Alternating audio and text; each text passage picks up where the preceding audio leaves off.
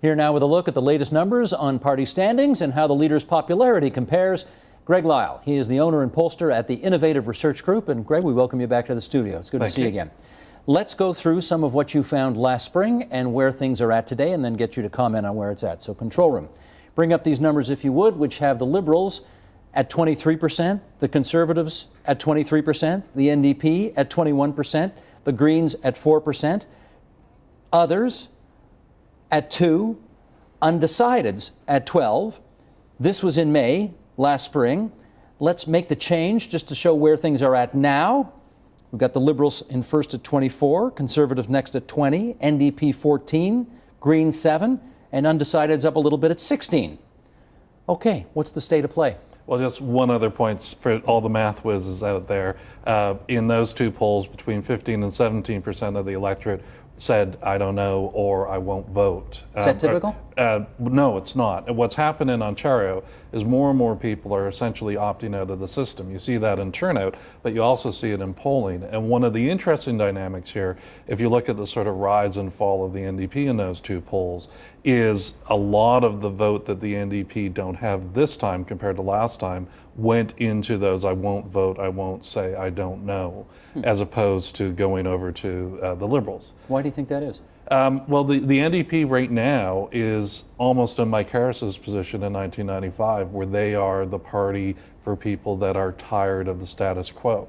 And the challenge for them is building on that. Can they build on that? Can they find an agenda that brings those people into politics? When you pollsters survey the world, you like to include the undecideds, but then you went further here and you did a poll among decided voters. These are people who know where they stand and intend to vote. And here's how the decided vote looks as of September 2013. Conservatives at 30%, Liberals at 37%, NDP at 22%, Greens 10%, other smaller parties at 1%. So the Liberals are clearly in a larger lead among decided voters. Right. How does that tell us what might happen in terms of winning seats at the next election? Well, I think it explains the bullishness that we saw from Kathleen Wynne and her party earlier this month, where they were talking about the potential of a fall election. Right now, they're not looking too bad. I would argue they could do better if they wait a little bit and make better use of the bully pulpit of being premier. But nonetheless, they've got some legs. And one thing to bear in mind is that between elections, incumbent governments tend to be lower than they'll be in an election. So between elections, we have a question we use called re-elect, where we say, does the government deserve re-election or is it time for a change? Right now, that's running at about 27 re-elect, 49% time for a change.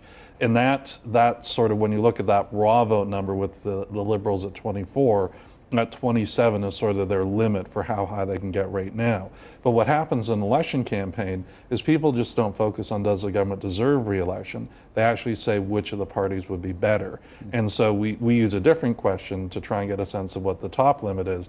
We ask people, do you agree or disagree that the Liberals may have their problems, but they're still the best able to run the government? And typically, we didn't do that in the last survey, but typically we're seeing that number run in around 40, 41, 42%. But your time for a change number is 49%. Right. If you're a Liberal, is that okay, alarming, nothing to sweat about? Well, it's something that requires addressing, right? So the only way the Liberals can win is if they win over time for a change Liberals, people that are traditional Liberals, people that think the Liberals are the best of a bad lot, but people that think it's time for a change. So what they're looking for Kathleen Wynne is some sense that she's not just Dalton McGuinty in a dress, that she's actually going to do something different than Dalton McGuinty, which what most of the people that are in her universe want is the original Dalton McGuinty, the guy they voted for in 2003 that said that he would restore public services and keep taxes down and build a new green economy at the same time. That agenda still works. And to the degree they were upset with Dalton McGuinty,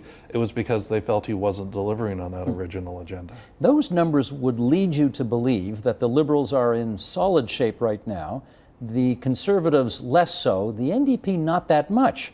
And yet, if you look at what happened over the summer, the Liberals won 2 by-elections, the NDP won 2 by-elections, Conservatives only 1. The numbers you put forward don't seem to echo what actually happened on the ground. Well, and the by-elections are really interesting. So if you take a look at the by-elections, there's basically a couple of different stories going on there. In Windsor and London, the gap between the Liberals and the NDP swung by 50 points. 5-0. 5-0. That's almost unprecedented, isn't Well, it? it's the sort of thing you do occasionally see in by-elections, but you would never see in an election. But the challenge for the NDP was that if they went up just an average of 10 points, if they changed their margin of victory by 10 points, or the margin of victory in the seats that they were running in by 10 points, they'd only win 5 more seats because they're so far behind in these seats. So what they have to find is a way to create little regional stories that create those really big swings in very particular areas. And so what the by-elections say is that the NDP may be finding a way to create those little regional pocket stories that start allowing them to build seats. But you got to remember, they have to win 17 more seats to just get even with the Tories, not to mention actually getting ahead of the Liberals. They'd have to win another 13 seats to get ahead of the Liberals on top of the 17 they need to get even. Okay, but having said that, we've seen the wave come in. When the wave comes in, that can happen. Well, in 2 seats. In the other seats, what we saw was a much different story. So in Etobicoke, they dropped. They dropped 7 points. Yeah. I mean, that's a very odd thing to see in a by-election, an opposition party drop. And then in Ottawa, I think they basically held their own. Guildford, they came up 7 points. But those are very different stories than the 2 where they swung it by more than 50. If you look at Hudak needs to win on average. He needs to change his margin from between him and the Liberals by about 13 points to win a majority. He did that in every single seat. Right. So if you look in those by-elections, in all those cases, the margin between him and the Liberals collapsed. In many cases, because the NDP came up, and so the challenge for him is to make sure the NDP don't come up so much to beat him. But if you look at how Stephen Harper wins elections, he doesn't win elections by getting 50% of the vote across the country. Right. He wins it by getting 40% here when the other party's behind him at 38, right? And 37 here where the next party's at 35. You win on the splits. You win on the splits. And so right now, Hudak's actually in a pretty good spot to win on the splits. So the main party that has to look at those by-elections and say, what does this mean for us, are the Liberals. And so they have to look at what people are saying in polls and what they do in by-elections and say, what do they really believe? But the reality of by-elections is that it's a free kick on the government. There's no consequences. Right? The government's not going to change. You're not electing these other people, you're sending a message to government. And so the lesson, if you look across the country in provincial elections for the past 2 or 3 years, is that over the course of an election, people become less focused on being mad at the government and more focused on being afraid of the opposition. Okay. Let's do, in our remaining moments here, one last set of graphics, and that is the leaders' popularity themselves. Control room, if you could, let's bring this up. All right, the voter impressions. Those are a lot of numbers out there, but the bottom line is, if you go to the bottom bar, Andrea Horwath is the most popular leader in this province by a lot, and Kathleen Wynne comes second, and Tim Hudak is very far behind in third. What do you infer from all of that? Well, first, I'm not sure that's actually what that shows. What that shows is that the 3 leaders, Hudak's disagree with that wonderful intro I just gave you? Sorry about that. All but Hudak's got 30% favorables. The Premier has 36% favorable, and Horwath has 34% favorable.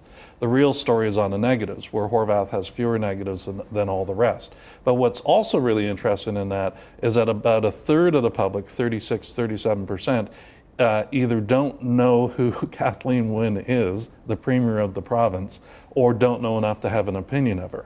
And that's the real wild card there. She has, since she's been elected, she's doubled her negatives with no change in her favorables. That's not a good thing.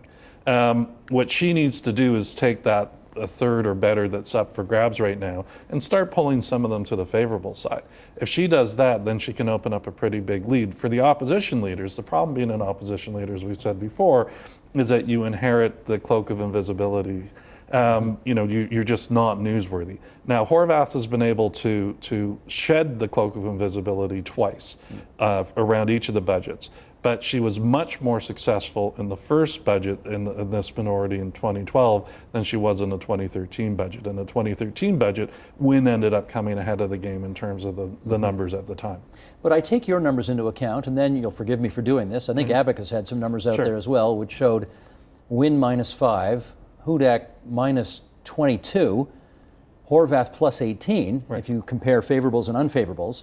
If you take all of those numbers into account, plus your party preference numbers, what does it, I mean, can you say what it portends if there were a vote to take place in the fall? Well, the issue, if there was an election in the fall, Wynne has only got promises to run on, right? She doesn't have a track record of actually doing the sort of changes that the people that are in her universe need to see, right? Which are sort of center-left type things. So that puts her on the same playing field as the two opposition leaders. So for the opposition, it makes sense to try and push the election now when she can't prove through her record that she's delivering the change people want. So it's to the Liberals' advantage to hold off on the election as long as possible. As long as they do something. As long as they do something. But the issue is that they haven't done something, right? So, so far, Wynne and her team have not been able to make the government deliver the type of successes they need to turn the numbers around.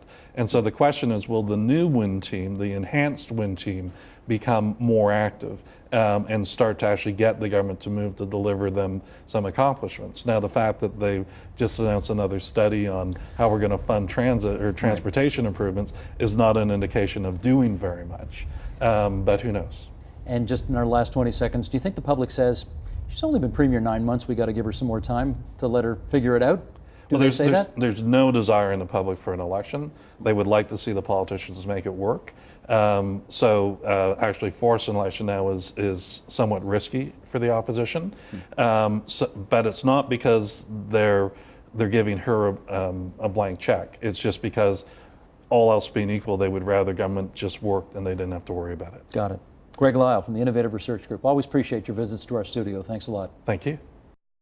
Support Ontario's public television. Donate at tvo.org.